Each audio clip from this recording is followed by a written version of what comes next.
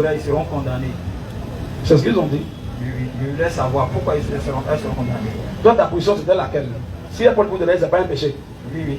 Il y a un verset qui le dit. Éclaircissez-moi. Non, on va t'éclairer, mais d'abord, toi, tu dis que ce n'est pas péché. Il y a un verset qui dit que ce n'est pas péché.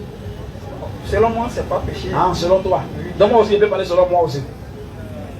Si, je peux te répondre selon moi. La Bible, si, on dit je ne connais pas, on va t'aider. On va dire selon moi. Bon, je ne connais pas. Ici, là, il n'y a pas selon moi, c'est selon Dieu qui est là.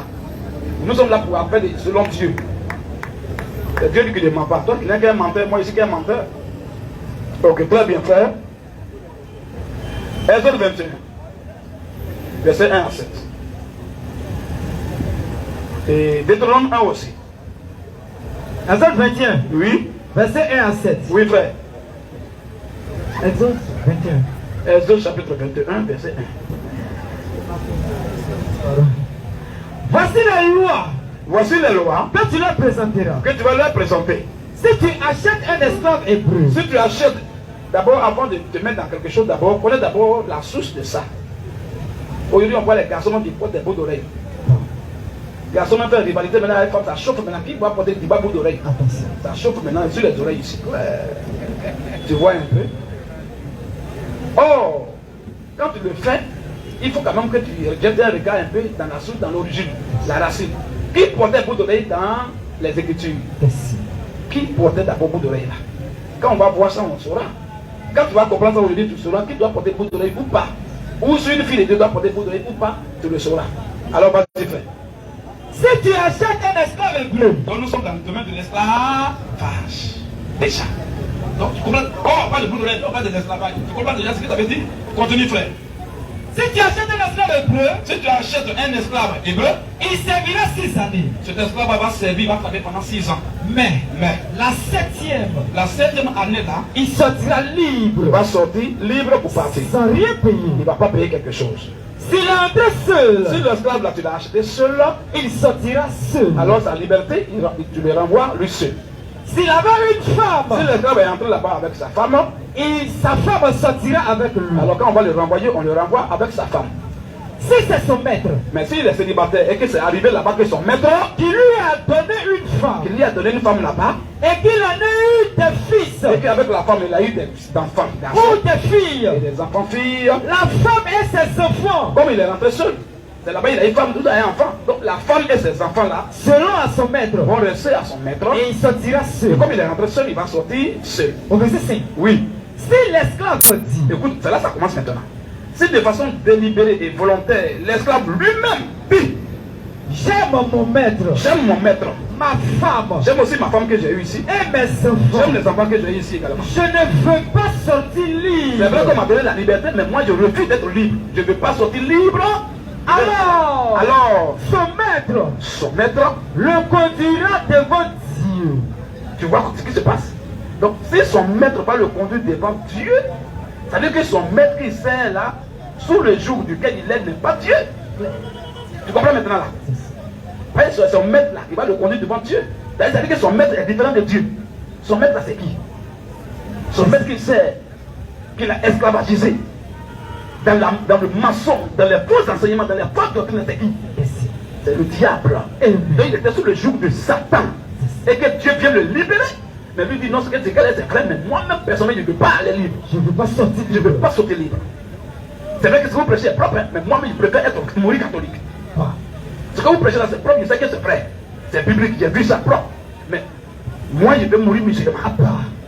C'est-à-dire qu'il a vu que c'est la vérité. Oh, le message qu'on prêche là, c'est un message qui vient libérer les gens sur le joug esclavagiste où ils sont là-bas. Mais ils disent non, c'est vrai, mais ils vont rester là-bas eux-mêmes. Alors qu'est-ce qu'on doit faire? Alors, son maître qui est Satan là, le conduira devant Dieu va le conduire maintenant devant Dieu le Sauveur. et le fera approcher devant la porte Devant la porte ou du poteau. du poteau. Et son maître Satan là, lui percera l'oreille voilà. Voyez, vous comment c'est maintenant là. Il va lui percer l'oreille avec un poisson. avec un boucle d'oreille. Et l'esclave, Et quand on perce son oreille avec boucle d'oreille là, c'est pour montrer quoi? C'est pour décider quoi désormais? Pour dire que désormais, l'esclave sera pour toujours. sera pour toujours jusqu'à la fin de sa vie à son service. Esclave à vie. Propre signe. Voilà le signe d'une boucle d'oreille. C'est pour dire que l'homme a eu l'occasion de sortir, mais il n'a pas voulu sortir. Donc désormais, il n'a plus d'échappatoire, il n'a plus d'occasion. Il va mourir esclave, mourir enfant de Satan, mourir dans la main, dans le joug de Satan. Et pour le différencier des autres esclaves qui n'ont pas encore eu l'opportunité d'être libres là, on pète son oreille à bout d'oreille. Quand tu rentres dans la maison, en même temps, tu vois, partout tu vois bout d'oreille, eux ils ont eu l'occasion, ils ont refusé. Mais ceux qui n'ont pas encore bout d'oreille, eux leur occasion va arriver après. Tu vois maintenant? Donc, le boucle d'oreille là, c'est le symbolisme de l'esclavage à vie. L'enfer. Les filles de Dieu ne sont pas esclaves. Nous sommes libérés, délivrés de l'esclavage de Satan. Par la main de Dieu. Par l'évangile. Mais eux ils disent, c'est vrai, mais ils restent là-bas.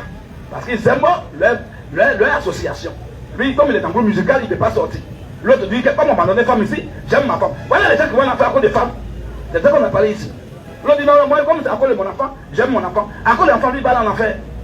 Non, comme je suis là, en tout cas, on m'a donné bon boulot ici, il travaille, on me paye au moins 500 000 par mois. À cause de ça, je ne vais pas aller au ciel, lui, il est là.